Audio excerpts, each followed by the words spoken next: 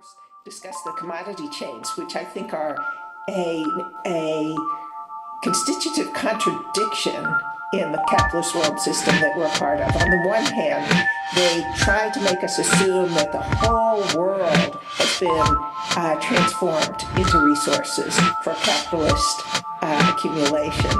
Everything in the world, all forests in the world should be vulnerable for the paper market, for example.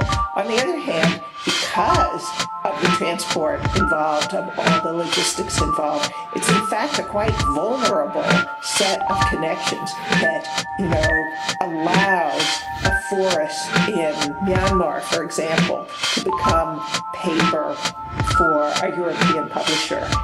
That set of connections, which depends on so many historical, cultural, socioeconomic factors, is extremely vulnerable. So we put ourselves in a place where a single ship in the Suez Canal can block supply chains all around the world. So there's that important contradiction that we're living with here, and that, as you said, could be a wake-up call. So this is the other part of your question. Can we respond to these kinds of crises? And of course, I'm sure everyone in the audience knows that for the last several hundred years, it's capitalist entrepreneurs that best know how to take advantage of crises. That every crisis, as folks like Naomi Klein have pointed out, have been the opportunity for more privatization, for more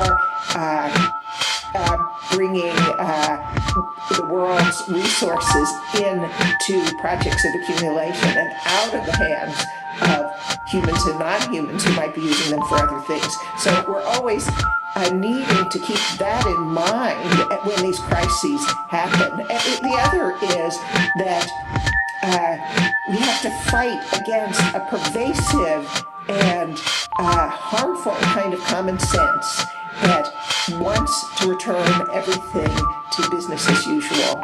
We have to struggle against these kinds of frameworks that tell us, for example, that growth is always a good thing, that more travel is always a good thing, that these don't always make sense, and yet they're reinforced over and over again in our lives.